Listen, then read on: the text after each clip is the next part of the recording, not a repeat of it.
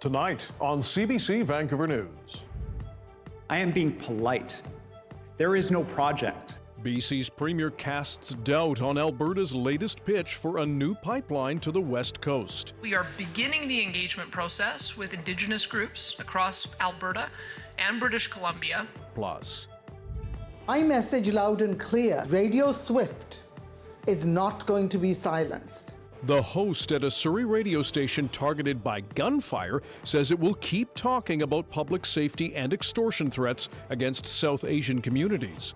And I think the next 12 to 18 months are going to be very scary. I hope I'm wrong. Condos in crisis. Part of Metro Vancouver's development industry is worried with thousands of units sitting empty and future projects in doubt. This is CBC Vancouver News.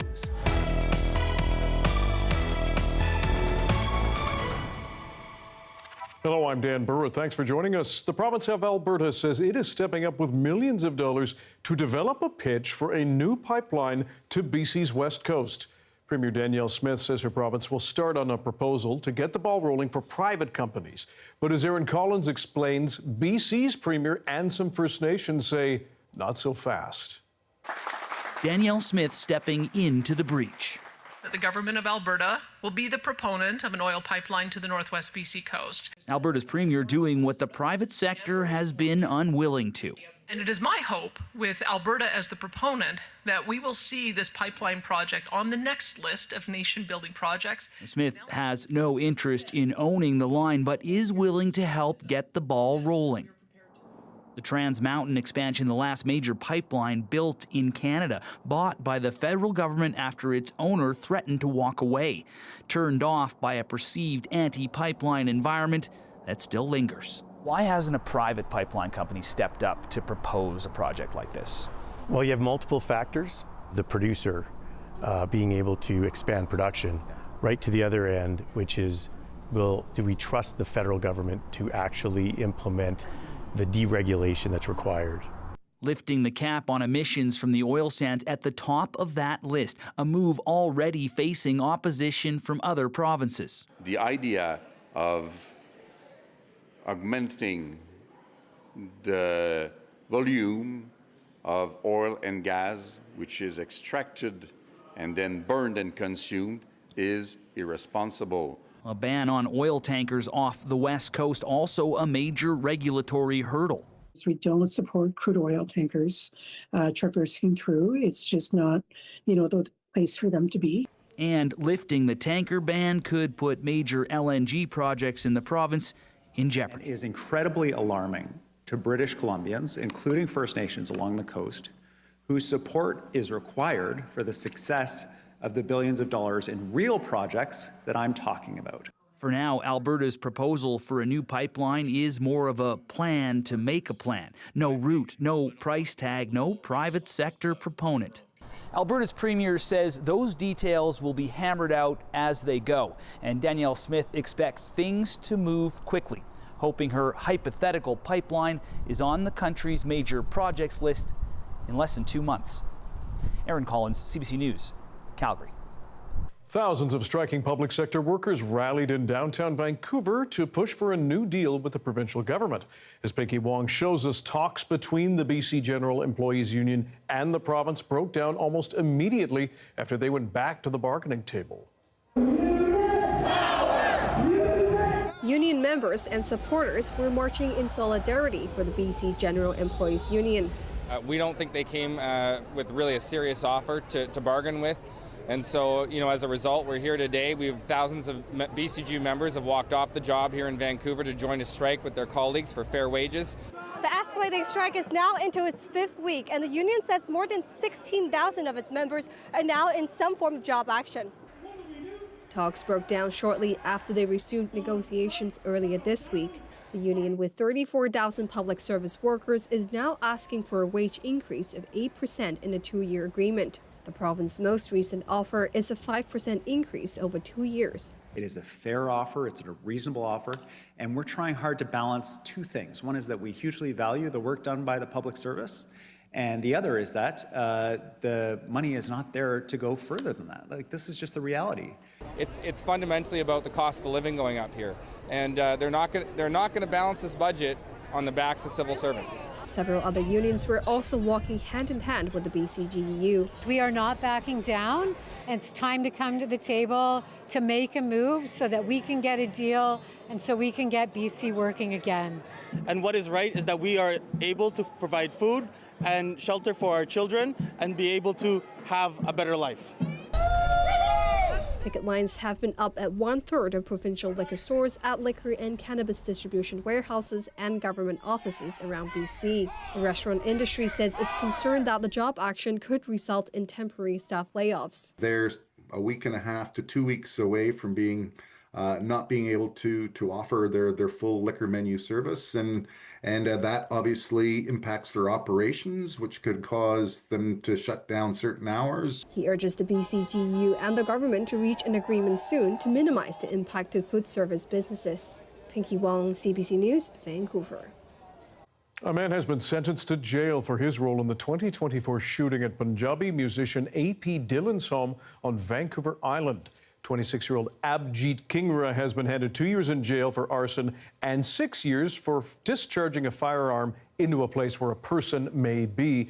The judge's decision referenced the fact that Kingra was working for the Lawrence Bishnoi crime group. The host at a Surrey radio station says they will not stop talking about public safety even after someone opened fire on their building. As Saurabh Sadhu reports, police say the violence is tied to extortion threats targeting people in the South Asian community. The shootings were directly into the recording studio. And if we had been live at that time, that bullet would have gone right through me. Former NDP MP and MLA turned radio host Ginny Sims is angry after someone shot into Swift 1200 AM radio on Monday evening. No one was working at the time. Sims says the Surrey Police Chief Norm Lipinski was a guest on her show just hours before, talking about public safety amid extortion threats in the city. We talk about freedom of speech, freedom of association, and yet there is a direct attack the same night as we raise an issue that is very disturbing for the community. The Surrey Police Service says the shooting is tied to a wave of extortion attempts targeting South Asian communities. It notes the station owner has also been threatened. Officers are looking into 48 such cases across the city, 29 of which involve shootings. In some cases, these incidents have been happening for several years, and it's only been really since about May this year that we've seen a significant spike in the cases here in Surrey. Last month, the BC government announced a new provincial task force to crack down on the threats. Last June, the RCMP set up a national team to help investigate similar extortions in Alberta, Ontario, as well as BC. But Ginny Sims is looking for more. Don't give us a sweet pill saying we've got a task force. We need to see action. We need to see arrests. We need to see charges. Just days before the launch of the task force, Surrey Mayor Brenda Locke announced a $250,000 reward fund for information leading to conviction in local extortion cases. Surrey Police says it has received some calls, but not all are considered tips. A few tips that seem legitimate are being double-checked right now. Saurabh Sadhu, CBC News, Surrey.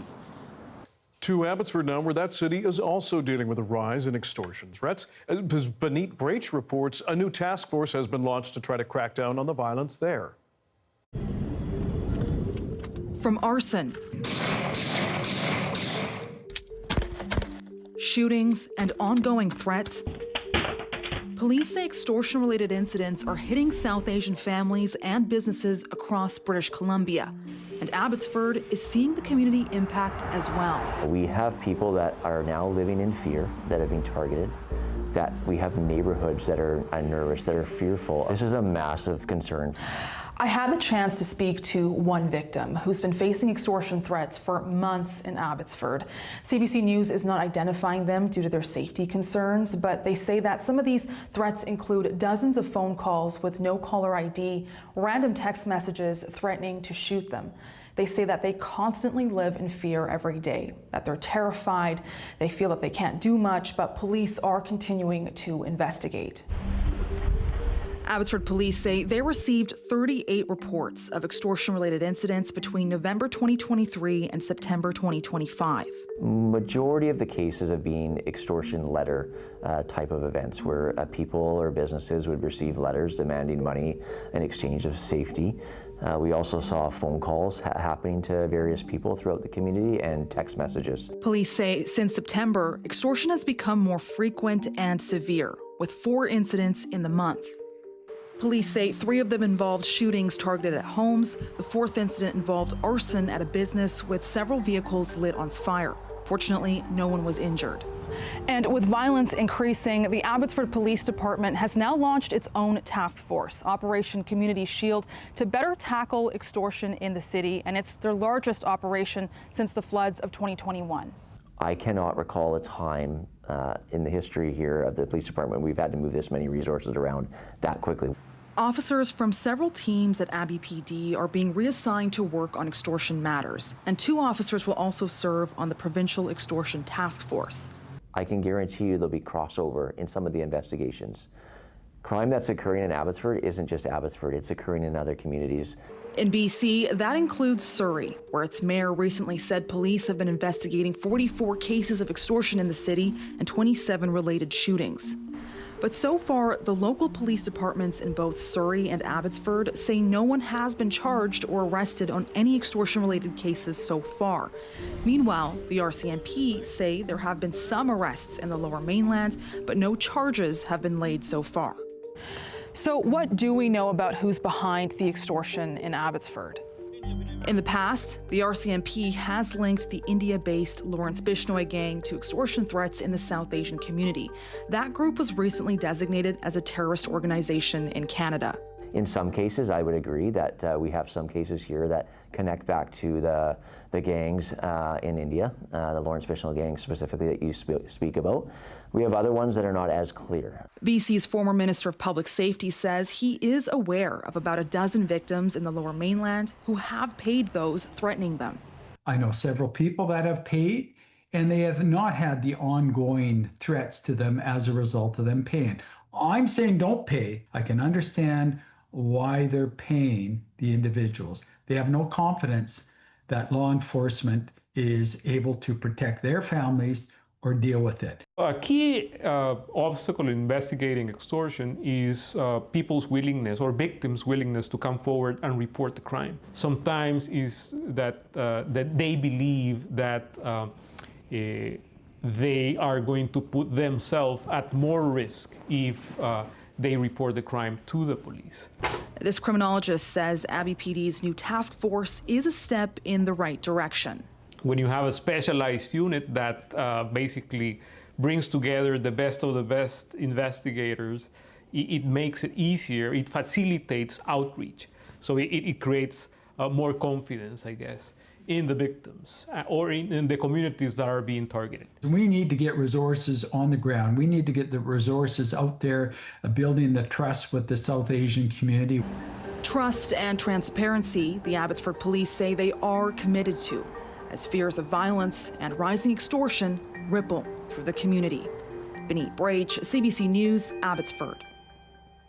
BC Transit says one of its drivers is dead after a crash between a city bus and a fuel truck in Kamloops. It happened around 11 a.m. near a transit station. Mounties said the bus was not in service and no passengers were on board at the time. BC Transit and Transdev Canada said they are looking into what happened.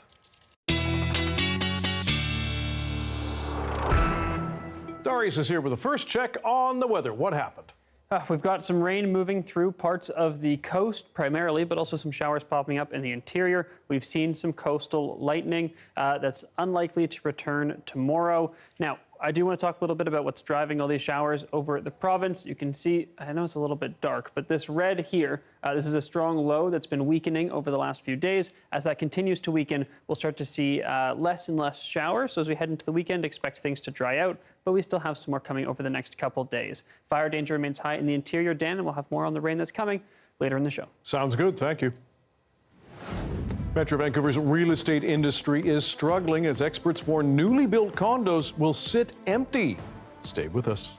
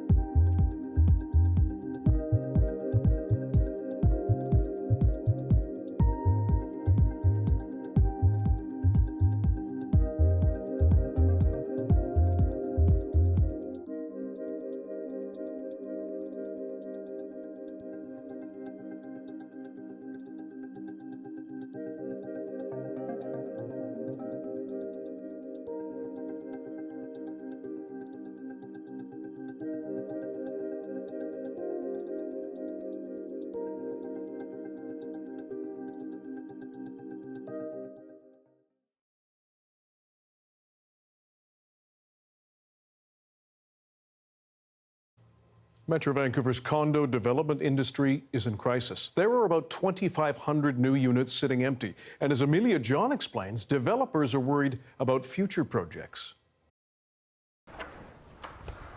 We have a nice entrance here.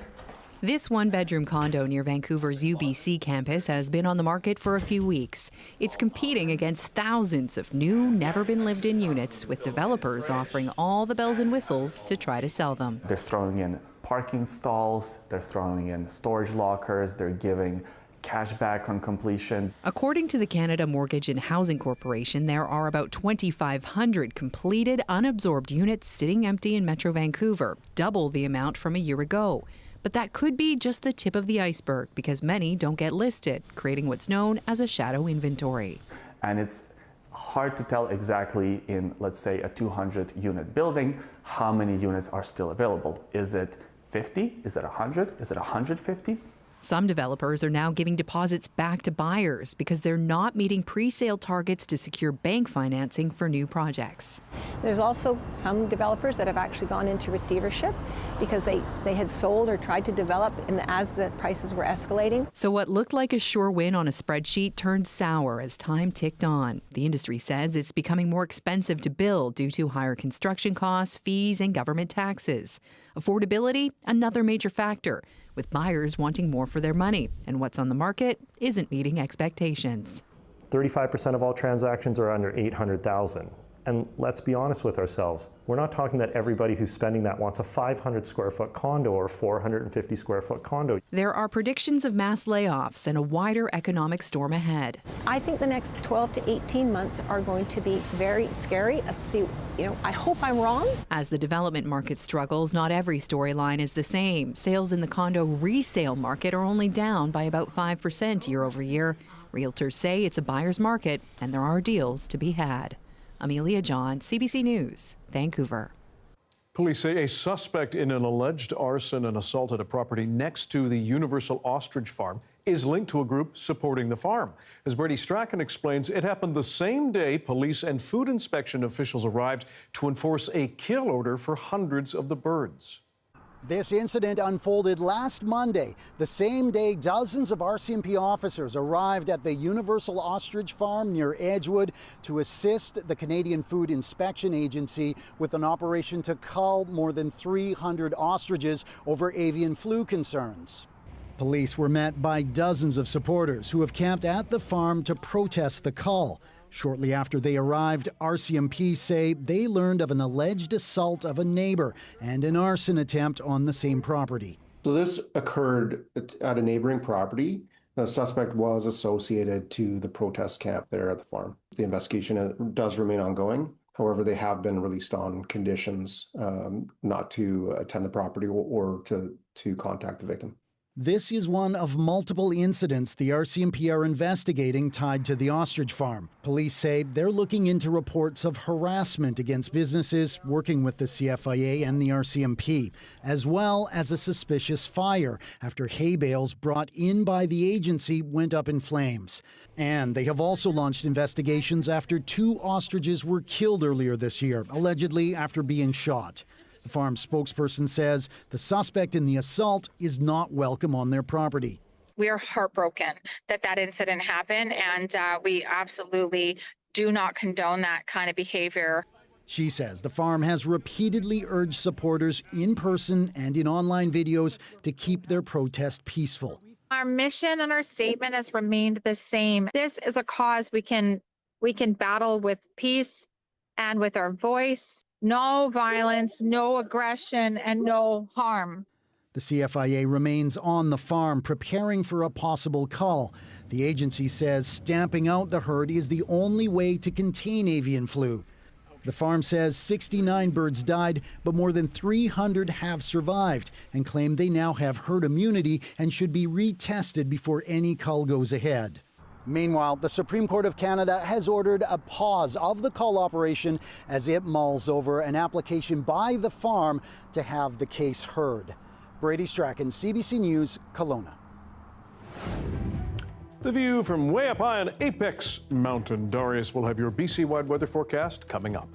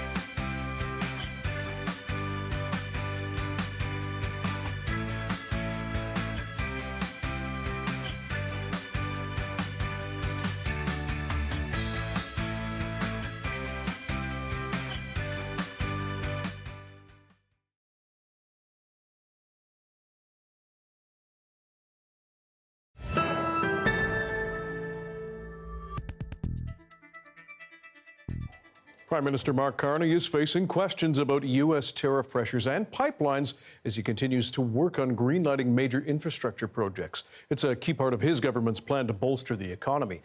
While ministers are discussing how to support Canadian businesses, as Kate McKenna reports, there's still no deal.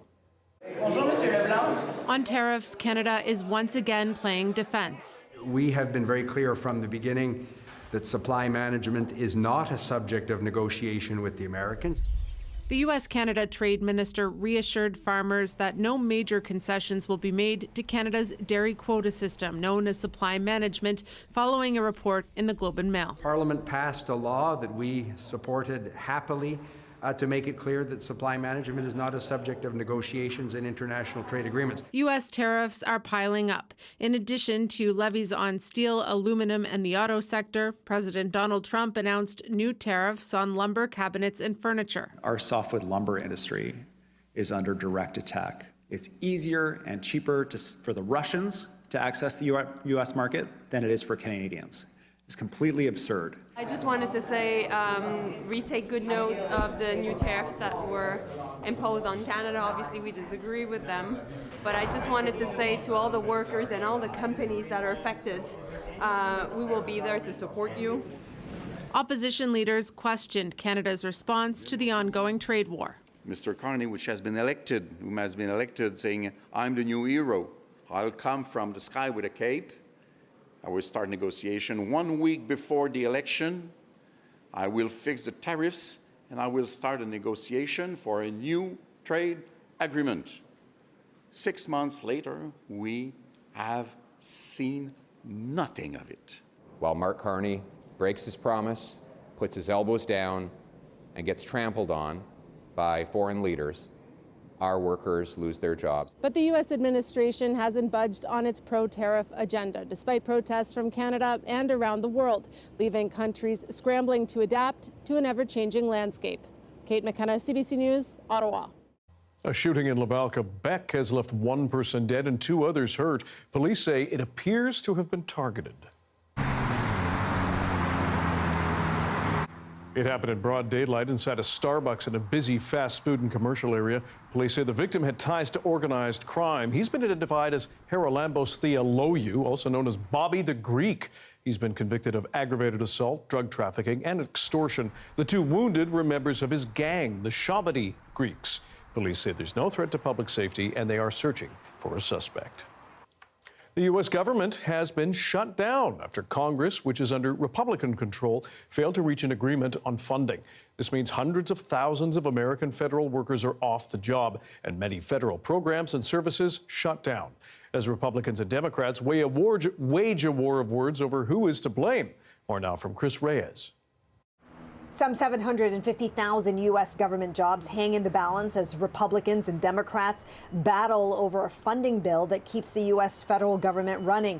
Many non-essential workers face getting sent home without pay, and that includes employees at the Security and Exchange Commission, the Federal Aviation Administration. Those at the IRS and health agencies like the CDC are also affected. Both parties, no surprise, are not just blaming each other, they're naming this shutdown after their opponents. Republicans control the White House, the Senate, and the House. Democrats are here working on behalf of the American people. We're fighting to lower costs, cancel the cuts, and to save health care. And where are House Republicans? They are on vacation. And then this post from the White House, its claim is that the far left wing of the Democratic Party wouldn't budge on, quote, free health care for illegals and woke nonsense. Further hammering the Trump administration's messaging, Vice President J.D. Vance addressed the media during a White House briefing today. Despite the false claim that the Democrats are providing health care to illegal immigrants, he insisted that the Biden-era health care subsidies were being used for that purpose. If you're an American citizen, you've been to a hospital in the last few years, you probably noticed that wait times are especially large, and very often somebody who's there in the emergency room waiting is an illegal alien, very often a person who can't even speak English. Why do those people get health care benefits at hospitals paid for by American citizens? The answer is a decision made by the Biden administration that the Trump administration, working with congressional Republicans, undid. Democrats argue that they're pushing to extend health care subsidies for Americans. Subsidies that are expiring at the end of the year because of Trump's so-called Big Beautiful Bill, which narrowed Medicaid eligibility and made clear that undocumented immigrants are not allowed to receive coverage. The Republican health care crisis is devastating, the likes of which no one has ever seen. Largest cut to Medicaid in American history. A possible $536 billion cut to Medicare because of the one big ugly bill. The last government shutdown was under Trump's first administration, and that lasted 35 days. Chris Reyes, CBC News, New York. Portland, Oregon is the latest political battleground over Donald Trump's effort to deploy the National Guard against American citizens. He announced plans to send the reserve force to the West Coast city, and yesterday told his top generals their troops are needed to fight what he called the enemy within, an apparent reference to Americans who are protesting ICE. Julia Wong is in Portland with more. It is quiet and calm outside this Immigration and Customs Enforcement facility in South Portland. There is no visible or active signs of protest, but there are groups here that are working with folks who are going inside this building. Now, this ICE facility in the city is why U.S. President Donald Trump is deploying the National Guard to Portland. Protesters have generally been here for months, and a couple dozen arrests have been made. These protests have, for the most part, been peaceful, but tensions have been high at times. Last night, there was a confrontation between some protesters and federal agents, and several arrests were made. Trump is pointing to Portland and saying that it is a war-ravaged city, likening it to a war zone. And he says that he's deploying troops here to protect ICE facilities and their workers from what he calls domestic terrorists. How about Portland? Portland, Oregon, where it looks like a war zone. And I get a call from the Liberal governor, "Sir, please don't come in. We don't need you." I said, well, unless they're playing false tapes, this looked like World War II. Your place is burning down. 200 National Guard troops will soon be on the ground, but there's no exact timeline on when they will be arriving in the city. The National Guard itself also says its specific roles and responsibilities are unclear. We understand that we'll be doing some federal facility protection, some federal employee protection activities, but that's about all we know at this time. The state of Oregon and the city of Portland are pushing back on the Trump administration, saying that this deployment isn't needed. They are suing the administration over the deployment of these troops. And a hearing for a temporary restraining order on this deployment is scheduled for Friday. Julia Wong, CBC News, Portland. A high-profile Indian criminal network has been linked to acts of violence in Canada and in BC. The Bishnoi gang has now been designated a terror group by Ottawa. Lindsay Duncombe looks at who's behind the group, its alleged criminal activities in Canada, and what a terrorist designation means. The Canadian government blames the Bishnoi gang for terror, violence, and intimidation in Canadian communities. This is its leader, Lawrence Bishnoi, a 32-year-old gangster. He's been in jail for a decade and runs his operation from behind bars. From behind the prison, he started to expand his criminal empire. He says that the two key ingredients of the Bishnoi gang are fear and money. We create fear to generate money for us. That's his basic formula as a criminal mastermind. Wesley Wark is a senior fellow at the Centre for International Governance Innovation. He's advised the federal government on national security. The Bishnoi gang is very famous in India. In fact, Lawrence Bishnoi has even done interviews from jail. The group claimed responsibility for the murder of rapper Sidhu Moosevala in 2022. He was based in Brampton, but killed in Punjab.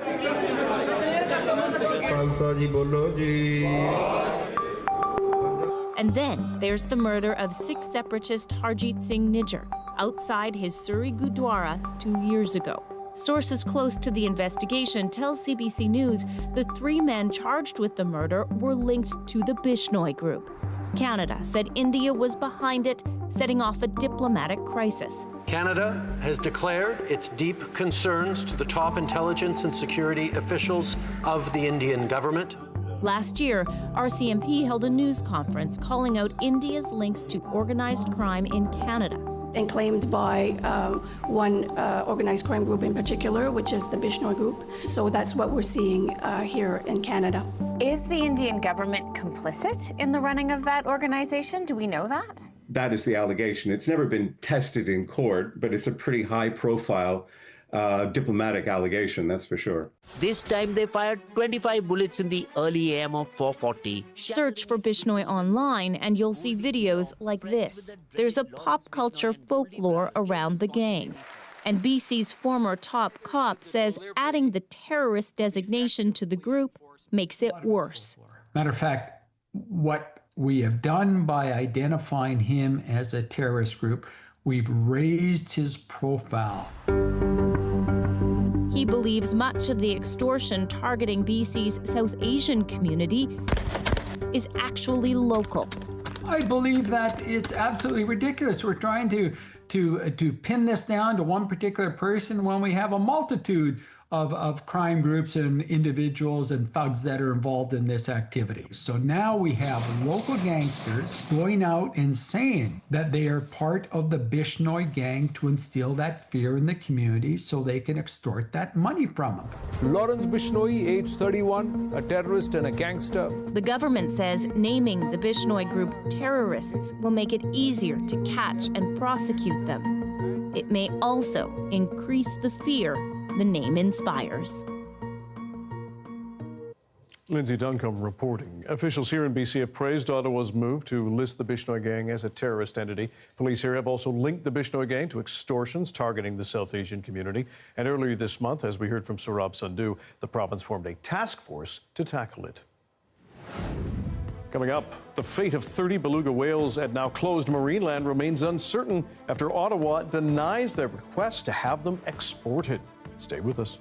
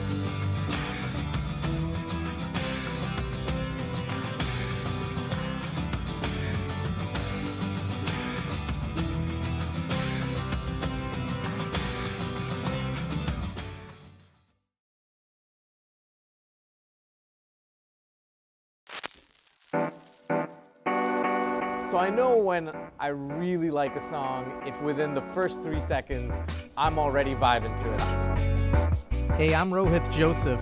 Vibin' is the new show all about discovering great new songs and fresh artists from across BC and beyond. It's not one person dictating what good music is, it's the community sharing what good music is. Stream Vibin' on CBC Listen.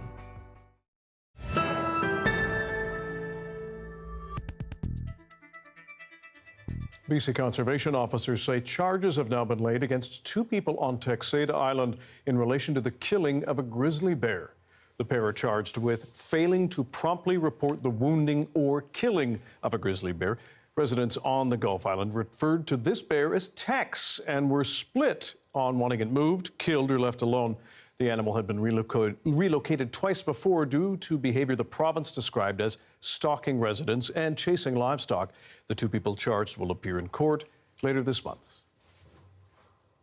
The federal government has now refused a request to move 30 beluga whales from Ontario to China. They're the only animals still living in captivity in this country, whales I should say, at a former marine theme park in Niagara Falls. Katie Nicholson has more now on the debate over what happens to them next.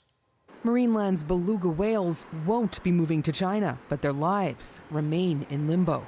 The shuttered theme park's applications to export 30 belugas to Chimelong Ocean Kingdom denied by the federal fisheries minister. It was a very difficult decision, but one that I feel was made in the best interest of the whales. She visited the animals last month. To see 30 belugas in contained spaces was very difficult. A source working with Marineland told CBC News the park is about to file for bankruptcy following Ottawa's decision, and that it costs $2 million a month to care for the animals, and it will hand them over to the government to be euthanized. Ontario's premier insists they could still be exported somewhere else. We don't have to move all 30 in one shot, a couple here, a couple there. We need the federal government to sign off on it, or, you know, these whales are, they're on their hands. The Department of Fisheries and Oceans disagrees. It says if Marineland can no longer provide care, responsibility for their welfare transfers to the Government of Ontario under provincial law. Amid the finger-pointing, animal justice advocates see opportunity to push for the development of a seaside sanctuary like the one proposed for a Nova Scotia inlet. And with federal support, with provincial support to make this happen, anything is possible. Possible, but it could take a long time to get up and running. Potentially, you're going to be saddling the taxpayer with millions and millions of dollars for the next 30 to 50 years. Costly, but perhaps it's just the right thing to do, says this biologist. Given what we as humans have put them through for their lives to date, in some ways, I think it's just owed to them that we do this properly. Ontario's Solicitor General oversees animal welfare. It hasn't said yet what it plans to do about the whales it could soon inherit. Katie Nicholson, CBC News, Toronto. At least 69 people have now been killed in the central Philippines after an earthquake struck last night. Hundreds of others are hurt, and a desperate search and rescue effort is underway for any survivors. More now from the CBC's Caroline Bargut. At this night market in Cebu province, the moment a 6.9 magnitude earthquake hit was captured on camera. So was the panic. Dozens are injured and dead, and the death toll is expected to rise. The quake is the deadliest to hit the Philippines since 2013, when a 7.2 magnitude quake struck, killing 222 people. As the body bags pile up, loved ones gather to say goodbye. In Bogo, a coastal city of about 90,000 people close to the epicenter of the quake, rescuers are on the ground searching for survivors. We're racing against time, this senior fire official says. We are talking about life here. As responders, as rescuers, we are hoping that we can bring them out alive. Lord, please send some help, Lord. At this shopping mall, the devastation is all around as patrons took cover. This woman survived the quake. Up to now, my body is shaking because of fear, she says. I'm getting emotional because of fear. I get restless whenever there are aftershocks. A local reporter says there have been some 900 aftershocks, with many residents too afraid to go home. The victims, the survivors, they rather sleep outside, on the road, in the field, and what's even worse is that the weather here is not cooperative at all. We've been, aside from the earthquake, we've been experiencing intense rains. I mean, it's just a double whammy for the victims right now. Here in Canada, where more than 1 million Filipinos live, there is concern those injured by the quake may not get help fast enough. It's really disheartening to think about the possibility that it could be slow, because there's so many things, going on in the country, particularly in this region. She says electricity is down, so it's hard to even reach people. And the total number of those missing is still unknown. Caroline Bargood, CBC News, Vancouver.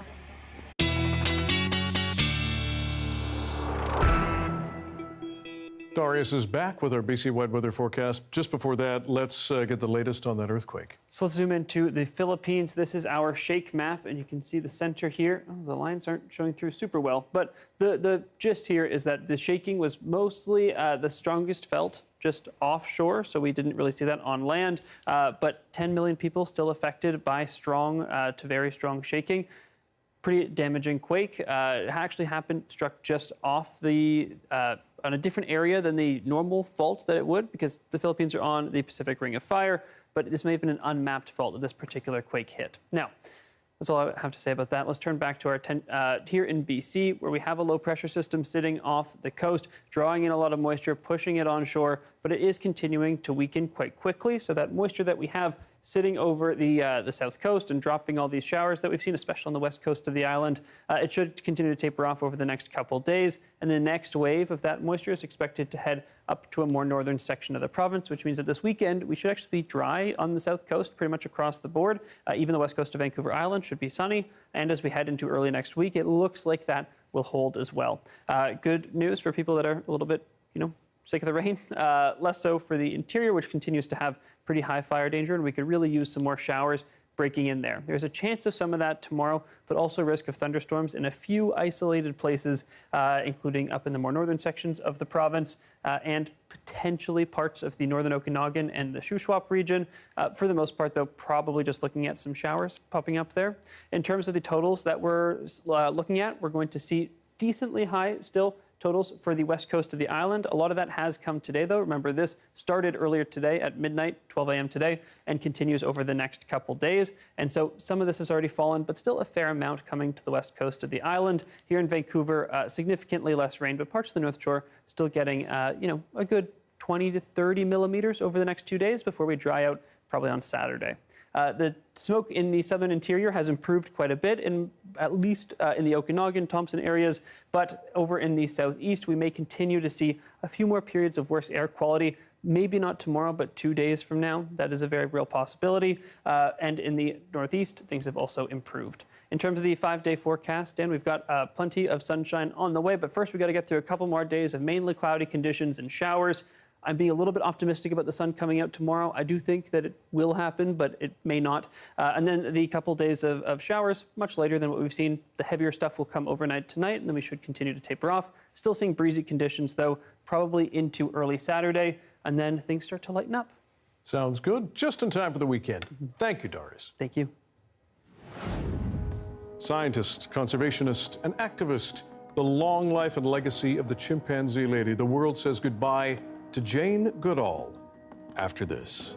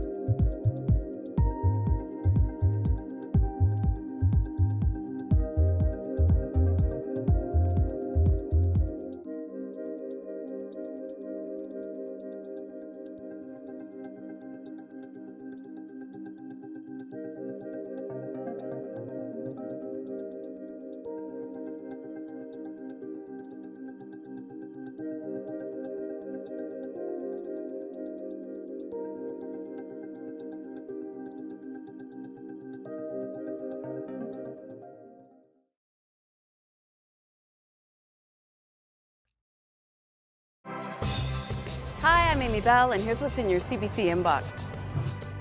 On October 18th, join CBC at the Big Sisters Soiree Gala, an evening for the community to come together, celebrating mentorship and resilience of youth. And never miss a special programming series, event, or contest. Subscribe to CBC's e-newsletter today at cbc.ca/Vancouver inbox.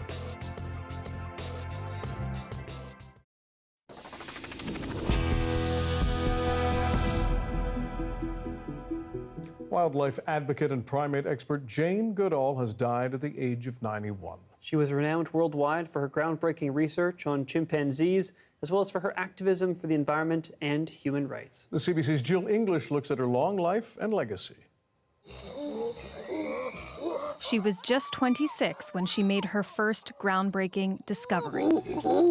Studying chimpanzees in the mountains of Tanzania in the 1960s, she watched the animals use sticks to fish for termites. It was a simple observation, but when she reported it back to her supervisor, it unraveled the definition of what it means to be human. Man the toolmaker is how we were defined at that time. So when I told Lewis, he sent back that famous telegram saying, now we have to redefine man, redefine tool, or accept chimpanzees as humans. Chronicled by National Geographic, Goodall and her chimps became cultural icons. But the revered scientist was also an unlikely one. Born into working-class England in 1934, her only formal education before her chimp study was in bookkeeping. As a child, she dreamed of living among African wildlife, like her heroes Tarzan and Jane. So no wonder people laughed at me, except my mother. And she would say, if you really want something and you really work hard and you take advantage of opportunity and you never give up, you'll find a way. Jane spent the better part of 26 years in the forest, founding the Jane Goodall Institute, which still operates today. This life of research would have been enough to lock in a legacy. But in the mid-1980s, Goodall's mission changed. Deforestation was decimating habitats around the world. I'd been able to live out my dream all those years. I'd been with these amazing beings in the beautiful forest, and it was all disappearing. I now had a responsibility to start paying back. She went from scientist to activist. Till everybody understands the problem, we can't really hope for change. Goodall spent most of her time on the road, spreading her observations and her cause. It's all intertwined, and there are no simple solutions.